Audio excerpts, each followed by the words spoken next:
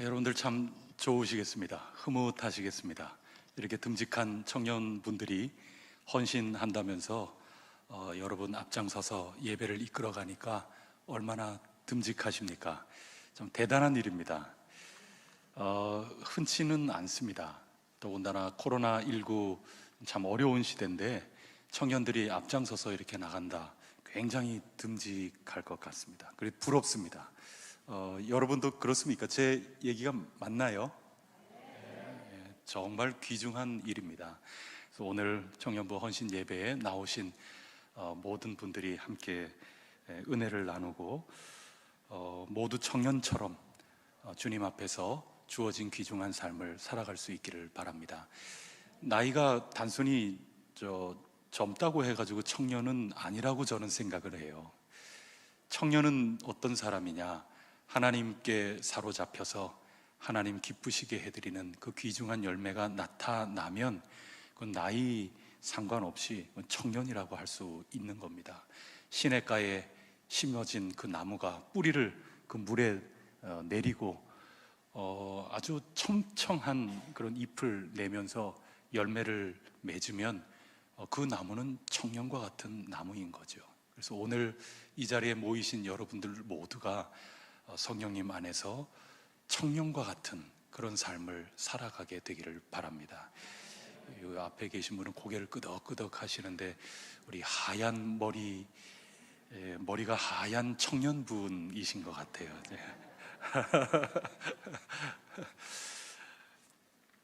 참 뜻깊습니다. 오늘은 성령 강림 주일인데 청년 또 성령 강림 주일 헌신 예배 얼마나 복된지 모르겠습니다. 이 시간에도 하나님께서 우리 모두에게 은혜 허락해 주시기를 간절히 바랍니다. 오늘 우리가 읽은 이 말씀은 갈라디아서 말씀인데 갈라디아서는 좀 속상한 말씀이에요. 왜냐하면 복음을 받고 은혜 가운데 교회가 세워졌는데 교회가 세워지는 것은 성령님이 하시는 일이거든요. 성령님이 아니고서는 예수님을 구주라고 고백할 수가 없거든요. 갈라디아 교회에 복음이 전파될 때 성령님의 큰 능력 가운데 교회가 세워졌다고 그랬습니다. 그런데 다른 복음에 빠졌습니다. 율법을 지켜야 된다, 특히 할례를 받아야 된다 하는 그런 거짓 목회자들의 꾀임에 넘어가서 그만 갈라디아 교회 사람들이 사도 바울을 좀 미워하기 시작을 했습니다. 거리가 멀어지기 시작했습니다. 교회 안에서도 내분이 생겨나기 시작을 했습니다. 얼마나 어려운 일인지 모릅니다. 사도 바울이 편지를 보낸 겁니다. 당신들 지금 정신이 있느냐? 어떻게 그렇게 쉽게 예수 그리스도의 복음을 떠나서 다른 복음을 그렇게 좇을 수 있느냐? 당신들이 복음의 말씀과 성령님을 통해서 거듭 태어나고 교회를 일구면서 여기까지 왔는데 어떻게 그렇게 쉽게 다시 율법으로 빠져나갈 수가 있단 말이냐? 성령으로 시작했다가 육체로 마무리하려는 작정이냐? 이 사도 바울이 갈라디아서 보면 얼마나 힘있게 야단을 치는지 모릅니다.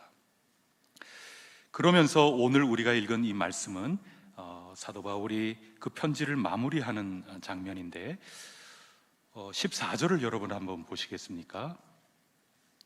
14절을 보시면 내게는 우리 주 예수 그리스도의 십자가 외에는 결코 뭐 할 것이 없습니까? 자랑할 것이 없다. 나는 예수 그리스도 그분밖에 나는 자랑할 것이 없다. 그 다음에 15절을 보시면 다 같이 읽어보겠습니다. 시작. 할례나 무할례가 아무것도 아니로되 오직 새로 지으심을 받은 것만이 중요하니라. 그래서 예수 그리스도 한 분 외에는 나는 자랑할 게 없다.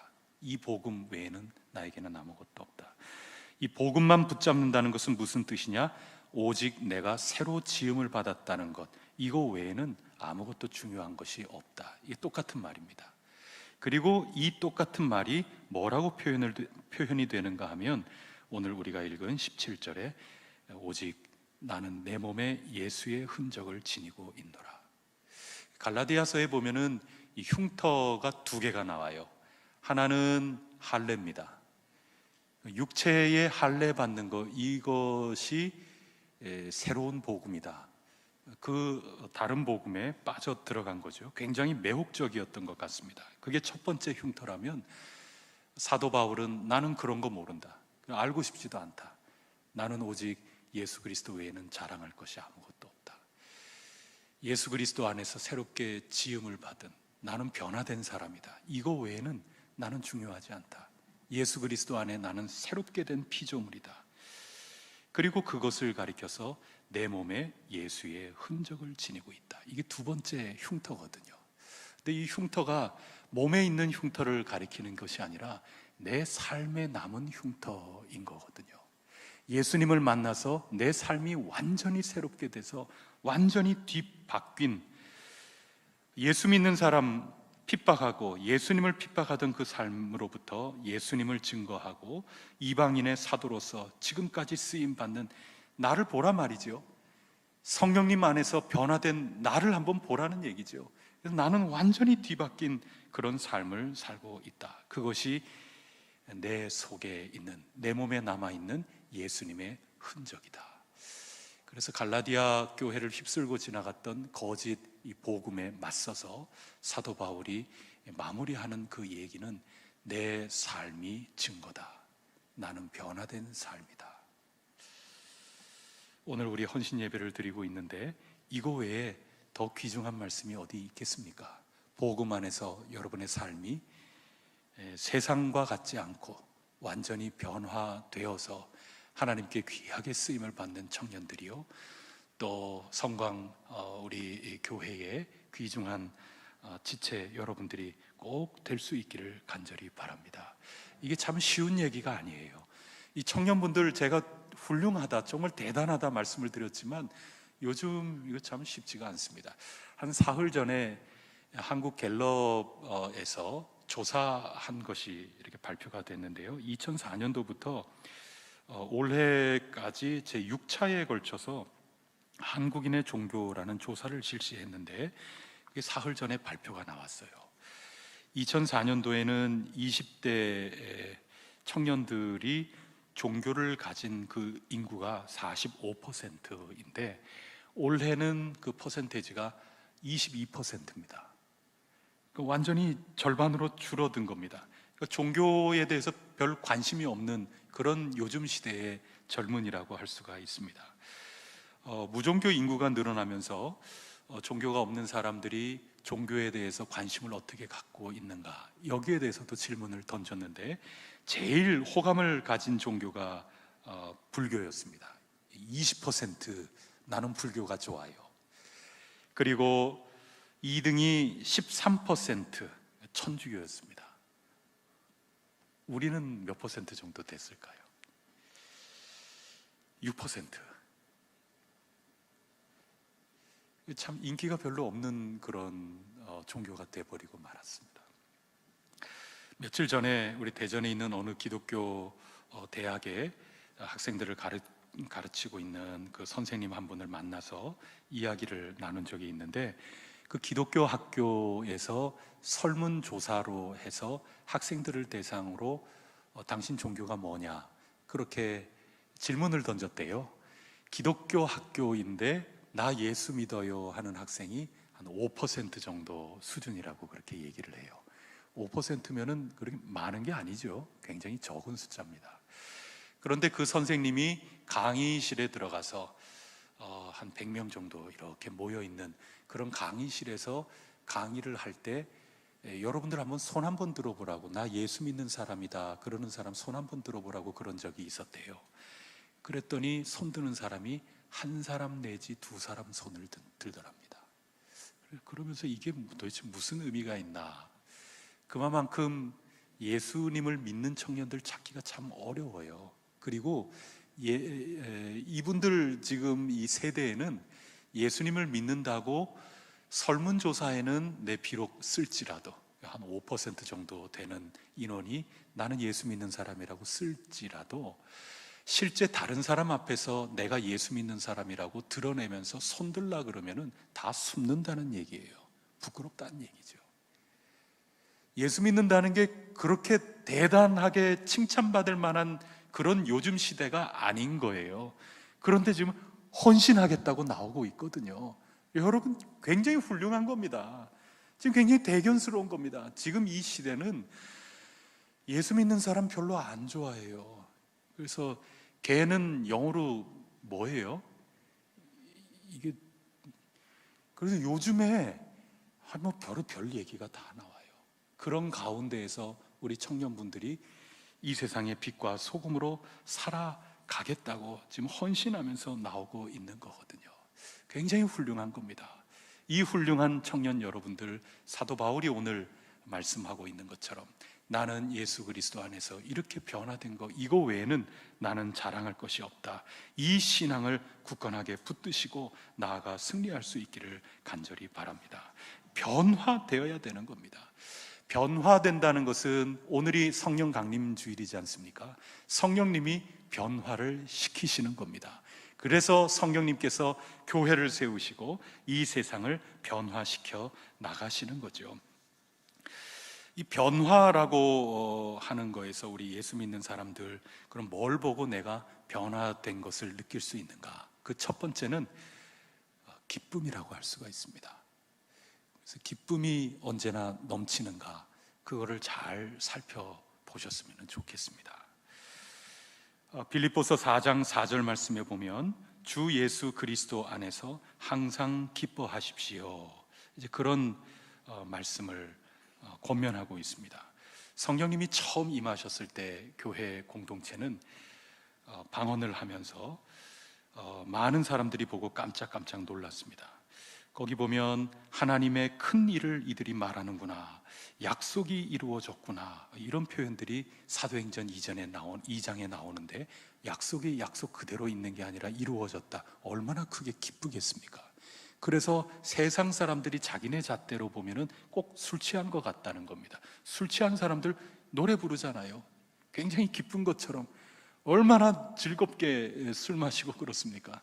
그래서 자기네들 잣대로는 술 취했구나, 그렇게 얘기할 정도로 큰 기쁨이 있었던 겁니다. 사도 바울이 언제나 교회들마다 편지를 보내면서 성도 여러분, 우리 주님 안에서 기뻐하십시오, 그렇게 권면을 했던 겁니다. 그러면 주님 밖에는 뭐 기쁜 게 없나? 뭐 그런 건 아니죠. 뭐 요즘은 트로트가 대세인데 트로트 부르면서 뭐 재미있을 수도 있고 또 스트레스가 날아갈 수도 있고 뭐 그런 거죠. 근데 중요한 차이점이 있습니다. 예수님 밖에서도 즐거움 때로는 있을 수 있고 기쁨도 있을 수 있는데 일시적인 겁니다.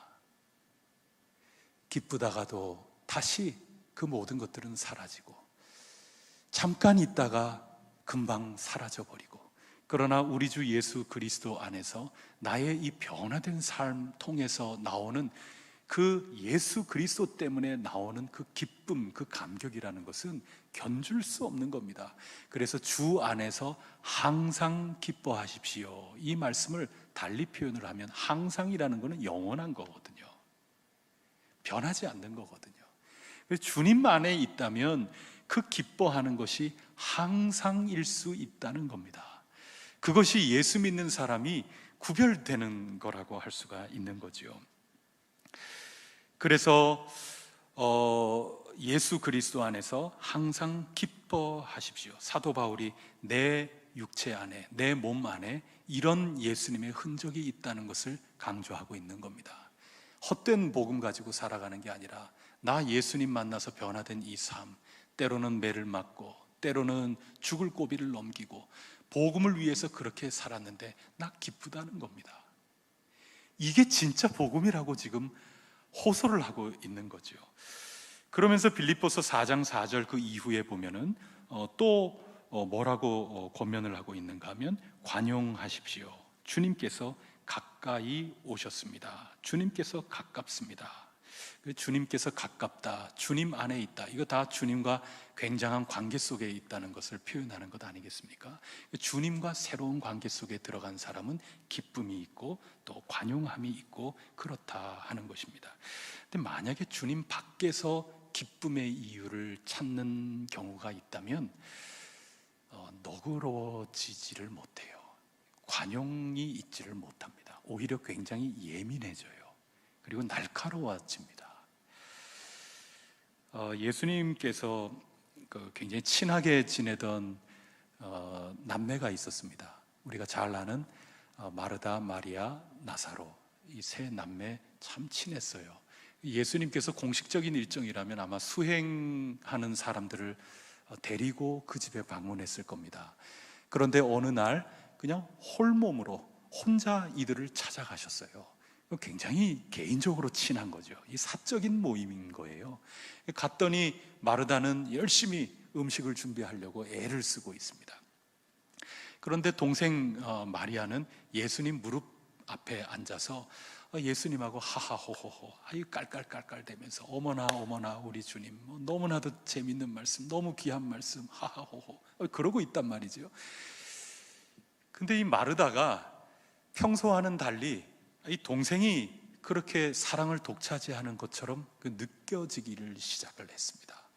갑작스럽게 오셔서 음식 준비를 하는데 좀 나와서 도와주면 이거 좀 바쁜 일손도 돕고 그 음식을 내 솜씨 그대로 해서 드릴 수가 있는데 그럼 나도 칭찬을 받을 텐데 나는 너무 바빠가지고 음식도 내 실력 다 발휘를 못하고 내가 저 동생보다 칭찬을 못 받으면 어떡하나 이런 생각이 들지 않았겠어요?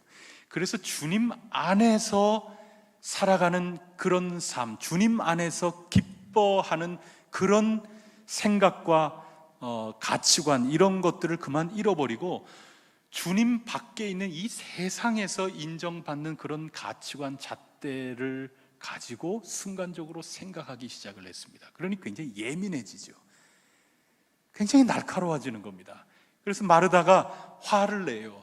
예수님에게 아니 내 동생 좀 나 좀 도와주게끔 그렇게 하세요. 그 예수님 제가 이렇게 열심히 일하는 거 안 보이세요? 동생하고 그냥 웃으면서 이렇게 하는 거 제가 좀 마음이 불편하네요. 굉장히 예민해지는 겁니다. 그 주님 밖에 있는 이 세상의 생각을 가지고 살아갈 때는 그런 일들이 자꾸 벌어지는 겁니다. 그때 예수님께서 뭐라고 말씀하셨는가 하면 너가 참 많은 일로 근심하고 많은 일로 염려를 하는구나. 예수님께서 제자들하고 오랫동안 동거동락을 하셨습니다. 그러니까 얼마나 예수님 그 마음을 다 꿰뚫고 그랬겠습니까? 그러다가 이제 마지막 예루살렘으로 여행을 하는 가운데 그 제자 공동체의 이야기입니다.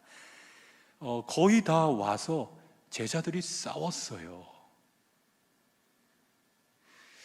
왜 싸웠느냐 하면은 이 제자 공동체임에도 불구하고 예수님 안에서 기쁨을 찾지를 못하고 예수님 밖에 있는 조건들을 가지고 살아가려고 순간적으로 전부 그랬던 겁니다.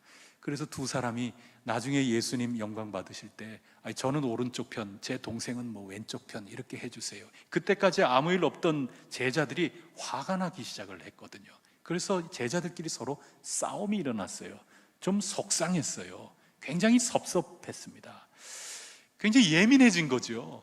이 주님 밖에 있는 기준, 이 세상의 모든 것들은 다 경쟁이고 내가 지면 네가 이기는 거고 네가 이기면 내가 지는 거고 누가 높냐, 누가 더 세냐, 누가 더 높이 있는 사람이냐, 누가 성공한 인생이냐, 누구 신앙이 더 성공한 것이냐, 뭐 이렇게 예수님 밖에 있는 그런 생각을 가지고 들어오다 보니까 예민해져요. 관용이라는 게 없습니다. 좀 넉넉하게 생각하는, 우리가 같은 편이구나, 우리가 지금 하나님 나라를 위해서 걸어가는 귀중한 동료구나, 뭐든지 넓게 보고 멀리 보고 깊게 바라볼 수 있는 것들이 다 사라져버리고 굉장히 옹졸해지기 시작을 하는 겁니다. 예민해요.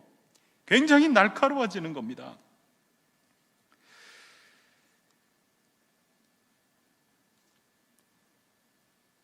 사실 이 땅 위에서 살아가는 우리 인생은 여러 가지 스트레스 많이 받겠지요. 근심과 염려 이런 것들 참 많이 있습니다. 처음에도 말씀드린 것처럼 요즘 젊은 청년들 밖에 나가서 사실 저 비난받는 거 그리고 눈총 받는 거 굉장히 예민할 수 있어요. 사실은 그렇지 않습니까? 옛날에 나 예수 믿는 사람이라고 그러면 굉장히 신식 신식이다, 굉장히 세련됐다. 그때하고는 시대가 달라요. 요즘 우리 젊은이들은 눈치 봐야 돼요. 굉장히 예민해질 수 있어요. 그런데 주님 밖에 있는 그런 가치관을 가지고 여러분들이 신앙생활을 하기 시작하면 관용함의 열매, 내 변화된 예수님의 이 흔적이 그만 사라질 가능성이 상당히 큽니다. 참 견디기 어려운 요즘 세상이거든요. 옛날하고 달라요. 요즘은 예수 믿는 거 별로 안 좋아해요. 강의실에서 전체 많이 있는 그 인원 가운데 예수 믿는 사람 손들라 그러면 한두 사람 들까 말까라고요. 전부 숨기고 싶어 해요. 예수 믿는다 그러면 이상한 사람 취급을 해요. 요즘 시대는 그런 시대인 겁니다. 그러니까 남 눈치를 보게 되고 굉장히 예민한 그런 가운데 사는 거죠. 제자들이 정말 좋은 예입니다. 예수님께서 십자가에서 돌아가시고 난 후에 제자들 가운데 상당히 많은 제자들은 두문불출했어요. 문을 꽁꽁 닫아 걸고 그냥 집 밖에 나가지를 않았습니다. 왜냐하면 선생님 따라서 3년 동안 지냈거든요. 그런데 선생님이 그만 십자가형을 당해서 돌아가셨어요. 보호자가 사라졌습니다. 믿던 이가 그냥 사라져 버렸습니다. 우리만 덩그러니 남아 있는 겁니다. 예수님도 죽였는데 우리인들 어떻게 하겠습니까? 이 사회가 우리를 혐오하지 않을까 굉장히 두려운 거죠. 예수님도 죽였는데 우리 해코지하지 않을까 굉장히 두려운 거죠. 남 눈치를 보는 겁니다. 굉장히 예민한 거죠. 너그러움이 사라져요. 지금 시대는 그런 시대가 됐어요. 우리 젊은이들 굉장한 젊은이들이에요. 이 코로나19 상황에서 헌신하겠다고 지금 앞서 나가지 않습니까? 저 훌륭하다고 생각해요. 눈물이 날 지경이에요. 지금 예수님의 제자들은 예수님이 돌아가시고 난 다음에 굉장히 두려움에 떨었습니다. 문 닫아 걸고 밖으로 나오지를 않았어요. 남 눈치 봤어요. 굉장히 예민해진 겁니다. 신경 쓰이는 겁니다. 남들이 우리를 어떻게 볼까 벌벌 떨었다고요. 또 어떤 제자들은 자기 일터로 돌아갔습니다. 여러분 3년 동안 선생님을 쫓아다녔어요. 3년 동안 공백기가 있었다고 생각해 보세요. 나랑 같이 우리 어업이 그래도 요즘 시대에 괜찮아. 어업 우리 배 사가지고 우리 그렇게 한번 좀 해보자. 그래서 예컨대 같이 배를 샀단 말이죠. 같이 시작을 했어요. 그러다가 예수님 어느 날 만나가지고 사람 낚는 어부가 되게 하겠다 하는 그 말씀에 그만 내 마음을 온통 뺏겨가지고 선생님만 쫓아다녔어요. 3년 동안. 그런 가운데 지금 선생님이 돌아가셨어요. 우리는 믿었는데, 승리할 거라고 믿었는데 선생님이 그만 죽임을 당하셨어요. 이 3년 동안 내 이거 어떻게 메꿀까?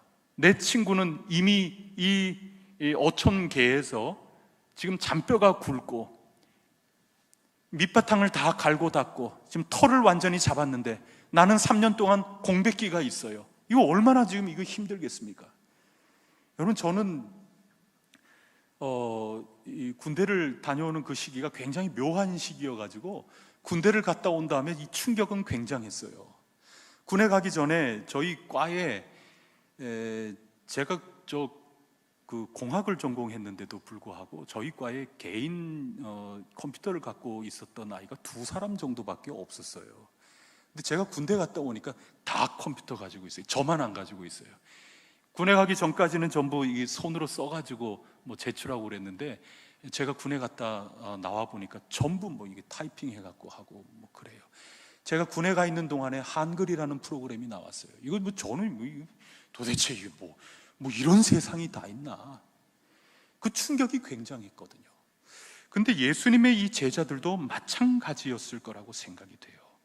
그래서 두문불출하거나 살 길을 찾아서 일터에 복귀를 하거나 이런 이들에게 부활하신 우리 주님께서 찾아오신 겁니다. 그러면서 하신 말씀이 평강이 있으라. 이 평강의 말씀을 해주시는 거거든요. 그러면서 이런 상징적인 표현을 하시면서 성령을 받으라. 그리고 얼마 지나지 않아서 오늘 우리가 기념하고 있는 성령 강림 주일이 된 거거든요. 그 성령님을 통해서 주 안에 있는 거고, 성령님을 통해서 온갖 이단 사설, 온갖 이 세상의 그 눈치 바라보면서 예민해지면서 그렇게 엉뚱한 길을 걸어나가는 그런 가운데 사도 바울이 나는 오로지 예수 그리스도 외에 나는 자랑할 것이 없다. 내 이 변화된 삶, 기쁨이 증거가 되고 너그러움, 이 세상에 눈치 보지 않고 변화된 예수 그리스도 안에서의 나의 이 삶을 내가 묵묵히 걸어갈 수 있는 이 나의 삶, 괴로우나 즐거우나 주만 따라간다고 하는 나의 이 평정심 흔들리지 않는 이 신앙의 발걸음, 그건 성령님 통해서 주 안에서 찾는 나의 기쁨의 모습이라고 사도 바울이 그거를 고백하고 있는 것이죠. 여러분, 성령님을 모르시면 안 됩니다. 성령님 충만하시기를 바라고, 성령님 통해서 여러분 이 세상의 눈치, 거기에 너무 예민해하지 마시기를 바랍니다. 이 세상에 사람들이 우리를 향해서 뭐라고 얘기를 하든, 아이고 저 좀 모자란다, 아이 그러든, 아이 참 시간 많다, 주일날 교회 가가지고 이러고 있는 거 보니 참 시간 많구나 너네, 별 이야기들 앞으로 가면 갈수록 그렇게 할 수 있을런지 몰라도 거기에 너무 예민하면 안 됩니다. 날카로워져 가지고 주님 밖에서 기쁨을 찾으려고 하고, 주님 밖에서 진정한 희망을 얻으려고 하고, 그거 다 우리가 날카로워지는 겁니다. 날카로워져야 할 때 날카로워지는 것이 아니라 전부 나를 뭐라고 할까, 제자들처럼 문 꼭 닫아 걸고 나는 예수 안 믿는 사람처럼 그렇게 살아가기 일쑤이고, 그리고 다른 사람에 비해서 내가 굉장히 뒤처지는 것처럼 충격을 받아가지고 어떻게 해서라도 나도 세상 사람들처럼 세상의 방법 가지고 어떻게 해서라도 그들 노는 그 리그 안에 들어가가지고 이것이 성공인가, 이것이 잘 나가는 건가, 이것이 내가 높아지는 건가. 하나님은 살아계십니다. 성령님이 오셨다고 하는 것은 하나님이 지금 이곳에 버젓이 살아계신다는 겁니다. 이 세상에 하나님이 어디 계시냐고 비아냥거리고, 네가 믿는 하나님이 어디 있느냐고 조롱하고, 그래서 내 눈물이 나의 음식이 되었다고 고백한 그 시편 기자의 고백이 오늘 우리 젊은이들의 탄식이 될 수밖에 없는 이 시대에 살지만, 그런 이 시대 속에, 이 삶 속에 우리가 분명히 고백하고 찬양해야 될 것은 세상 모든 사람들이 하나님이 없다 하는 이 때에도 하나님은 버젓이 살아계신다는 겁니다. 하나님께서 지금 우리 가운데 일하고 계시고 우리를 다스리고 계신다는 것이고, 보혜사 성령님 우리 가운데 찾아오셨다 하는 그러한 사실이죠. 여러분, 우리 성령님, 이 사도 바울이 이 변화된 한 사람 아닙니까? 이 사도 바울이 변화되고 그 변화된 한 사람을 통해 가지고 변화된 공동체들, 잠깐 헛된 복음에 쓸리기도 하고 이리저리 눈치 보면서 왔다 갔다 거리기는 했지만 사도 바울의 이 서신을 통해서 다시 제 자리를 찾고 그러지 않습니까? 그래서 다시 이 성령님을 만나서 변화된 한 사람, 그 사람을 통해서 변화된 공동체가 생겨나는 겁니다. 사도행전 2장 뒷부분에 보면은 그 공동체를 이렇게 표현하고 있지 않습니까? 믿는 사람이 다 함께 있어서 모든 물건을 서로 통용하고 또 재산과 소유를 팔아서 각 사람의 필요를 따라서 나누어 주며 날마다 마음을 같이하여 성전에 모이기를 힘쓰고 집에서 떡을 떼며 기쁨과 순전한 마음으로 음식을 먹고 하나님을 찬미하며 또 온 백성에게 칭송을 받았다. 공동체가 완전히 변하는 겁니다.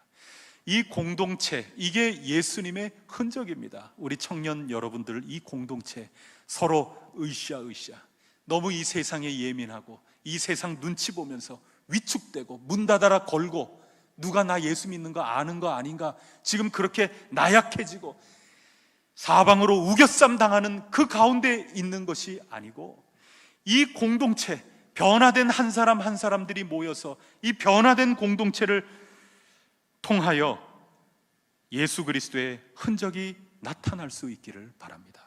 그겁니다.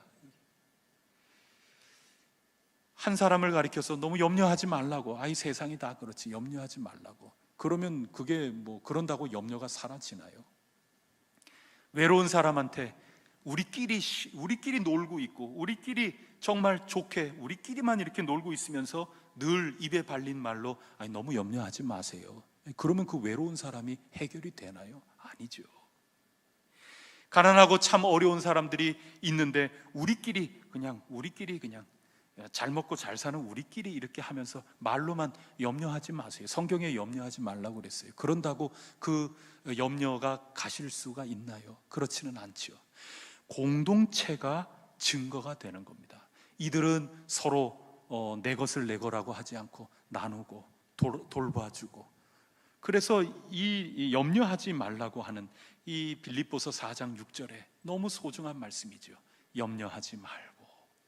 그 염려하지 말라는 것은 이 공동체 안에서 내가 있잖아, 내가 외로울 때 친구가 되어주잖아, 우리 서로 은혜 안에서 예수 그리스도의 흔적을 가지고 같이 더불어 살아가는 우리가 있도록 만들어주신 하나님이 계시잖아, 우리가 있고 하나님이 있으니 염려하지 마. 그러면 그 말이 와 닿는 거죠.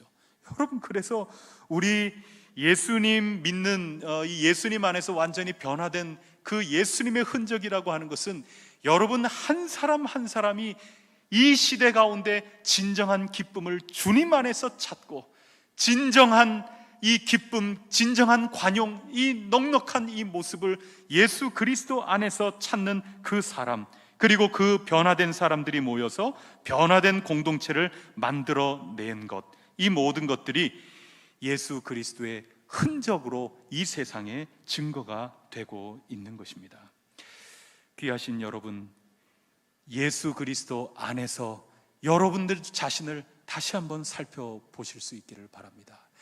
이 세상 눈치 보지 마시고, 이 세상이 여러분들을 뭐라고 하는가, 거기에 너무 예민해져서 위축되고 손 들까 말까 이러지 마시고, 사도 바울처럼 이 다른 복음이 판치고 있는 이 가운데에서 나는 더 이상 긴 말 하지 않겠다, 나는 예수 그리스도 안에서 변화받은 사람이고 예수 그리스도 안에서 새로 지음받은 사람이고, 그래서 내 몸에 예수 그리스도의 흔적이 있다. 그리고 그 사람들이 모여서 서로 유무상통하고 서로 돌봐주고 서로 격려해주고 서로 기댈 곳이 되어주고 서로 길동무가 되어주고 하나님 나라가 이 땅 위에 이루어지기까지 힘써 걸어나가는 그 변화된 공동체의 모습, 그것이 여러분들의 모습이 될 거라고 저는 굳게 믿습니다. 이 상처라고 하는 거, 이 흉터라고 하는 거, 내 몸에 예수님의 흔적이라고 하는 거, 이것을 꼭 기억하셔서 여러분들 흔들림 없이 이 세상 속에 살아 승리할 수 있기를 간절히 바랍니다. 제가 재작년에 이스라엘을 이렇게 한번 다녀왔어요. 여러분들도 한번 다녀오신 적 있지요? 그때 같은 때에 예루살렘에 있었어요. 그래서 우리 목사님하고 전화통화 같이 하고 그때 그랬어요. 지금 보니까 진짜 가까운 곳에 함께 있었던 것 같아요. 저와 아내는 그냥 우리 둘이 예루살렘을 여행을 했습니다. 그래서 예루살렘 여행을 하면서 단 둘이 여행을 하니까 우리끼리 그냥 자유롭게 구경을 할 수 있어서 그런 것들은 또 나름대로 장점이 되었죠. 그래서 우리가 예루살렘 성을 한번 쭉 돌아보자, 이제 그렇게 해서 완전히 이 예루살렘 성곽을 삥 둘러가면서 하나하나 다 살펴본 적이 있습니다. 여러분들 뭐 보셨겠지만은 그 성곽에 총탄 자국이 참 많이 남아 있어요.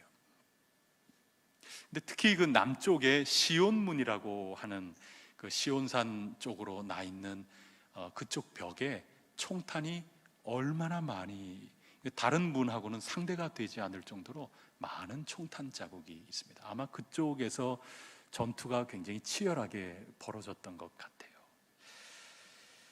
시편 49편 13절 말씀에 보면 이런 노래가 나옵니다. 시온산 성벽을 자세히 보고 후대에 전하라.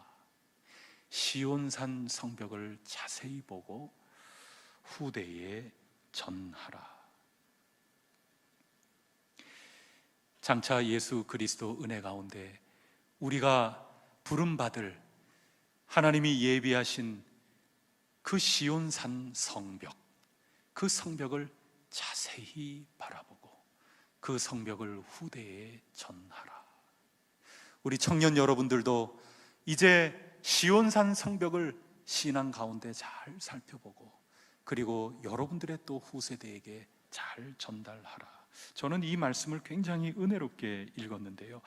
저는 이 성지순례를 이렇게 하면서 시온산 성벽이 어떤 모습일까? 왜 자세히 보라고 시편에서 기록하고 있을까?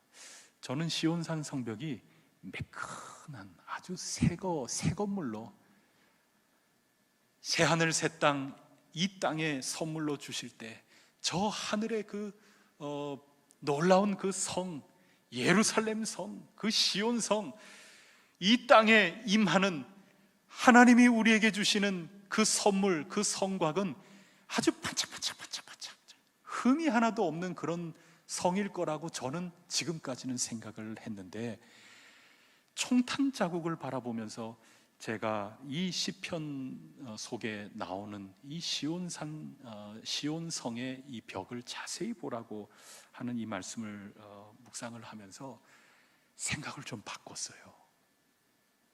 우리에게 선물로 주실 저 승리의 성 시온산 그 성벽은 흠집이 정말 많은 그런 성일 거라고 저는 믿어요. 저의 개인적인 이 신앙 고백은 정말 그렇습니다. 예루살렘 성이 매끈한 성이 아니거든요. 성이 성이려면 정말 숱한 인고의 세월을 보내는 겁니다.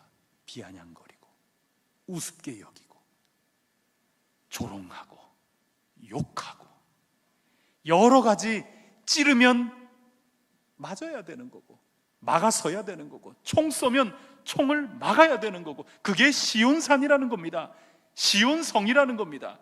예수 그리스도께서 저와 여러분을 위해서 그냥 아주 말끔한 몸을 가지고 계신 그런 분이 아니지 않습니까? 예수님께서 양 손바닥에 뭐가 있어요?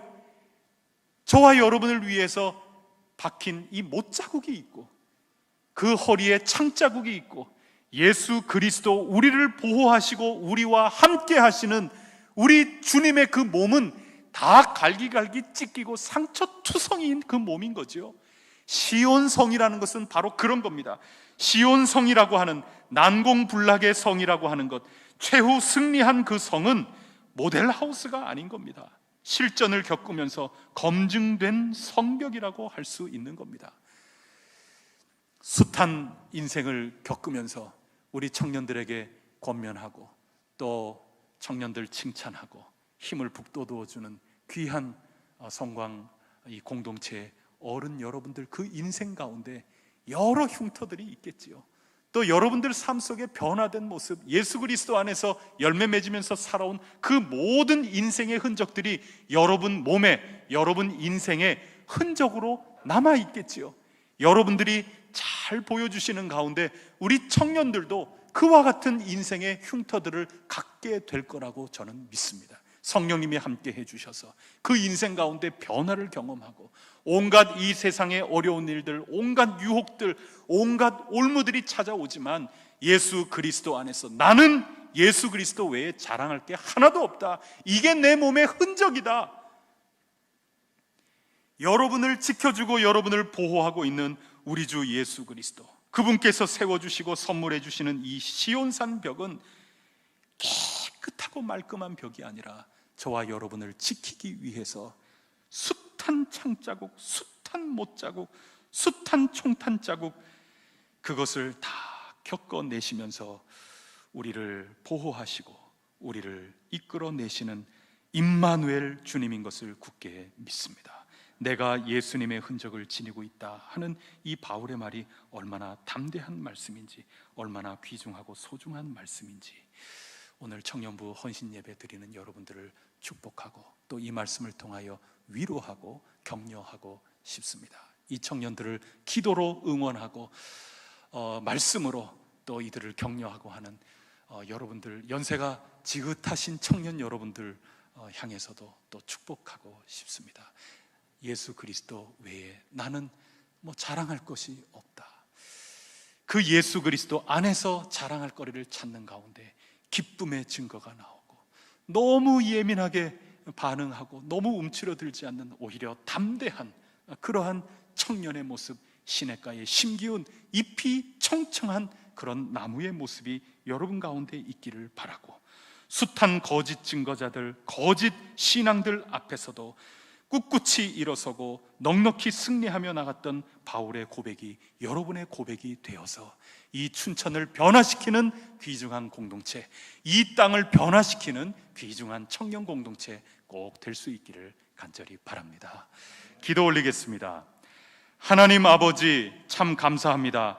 저희 인생이 벽돌 하나하나 쌓여져서 저희들에게 선물로 주시는 튼튼한 시온산과 같은 성벽을 이루게 될 것을 굳게 믿습니다. 지금 어느 정도 쌓였을까요?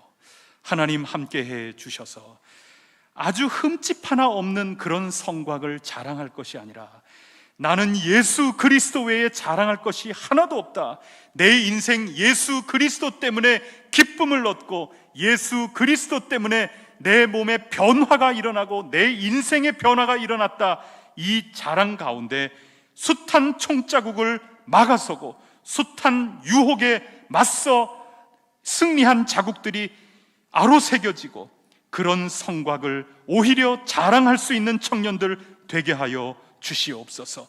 승리한 성곽은 상처들이 많이 있는, 증거들이 많이 있는 성곽인 것을 굳게 믿사오니, 저희들의 삶 속에 임마누엘 하시면서 저희들을 지켜주시는 주 예수 그리스도의 그 성곽은 못자국 창자국 가득한 그런 성곽인 것을 믿고 저희도 그 길을 따라 나가고자 하오니 도와주시옵소서. 성령님 충만하게 임하여 주시옵소서. 성령님 이끌어 주시옵소서. 이 모든 말씀 우리 주 예수 그리스도 이름으로 간절히 기도드리옵나이다. 아멘.